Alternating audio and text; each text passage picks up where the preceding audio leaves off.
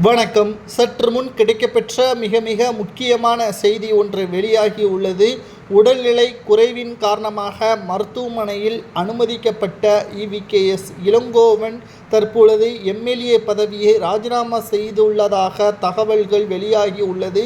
அவரது உறவினர்கள் இனியும் அரசியல் களத்தில் இறங்க வேண்டாம், ஏற்கனவே மகனை பறிகொடுத்த தந்தையாக தற்பொழுது மருத்துவமனையில் இருக்கக்கூடிய நிலையில் கட்சி பணிகளும் அவரது தலையில் இருப்பதால் அதிக அளவு கவன சிதைவின் காரணமாக அவருக்கு BP அதாவது பிளட் ப்ரெஷர் அதிகமாக காரணமாக மாறியிருப்பதன் காரணமாக மூச்சு திணறலில் அவர் சிக்கியுள்ளார். இதனால் 2 நாட்களாக மருத்துவமனையில் தீவிர சிகிச்சை பிரிவில் அனுமதிக்கப்பட்டுள்ளார்.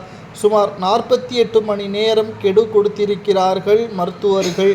இதனால் தற்பொழுது ஒட்டுமொத்தமாக குடும்பத்தினர்கள் அதிர்ச்சி அடைந்திருக்கிறார்கள். மேலும் தனது MLA பதவியை ராஜினாமா செய்த தேர்தல் ஆணையத்திற்கு அனுப்பிய பிறகு இடைத்தேர்தல் நிச்சயமாக ஈரோடு கிழக்கு தொகுதி இடைத்தேர்தலில் நடக்கும்.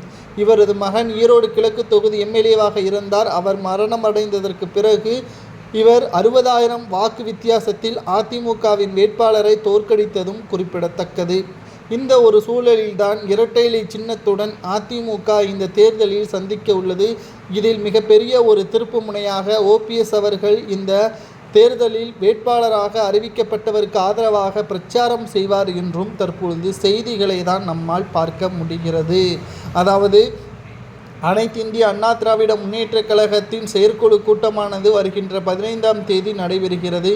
ஜனவரி இறுதியில் இடைத்தேர்தல் நடைபெறலாம் என்ற தகவல் வெளியாகி இருக்கக்கூடிய நிலையில் இந்த செயற்குழு கூட்டத்திலேயே அதிமுக ஒன்றாக இணையும் என்றும் செங்கோட்டையன் அவர்கள் தெரிவித்திருந்தார். அதன் விளைவாக அதிமுக ஒன்றாக இணைந்துவிட்டால் நிச்சயமாக சட்டப்பேரவை தேர்தலுக்கு முன்பாக இந்த இடைத்தேர்தல் நடைபெறும் என்றும் கூறப்படுகிறது.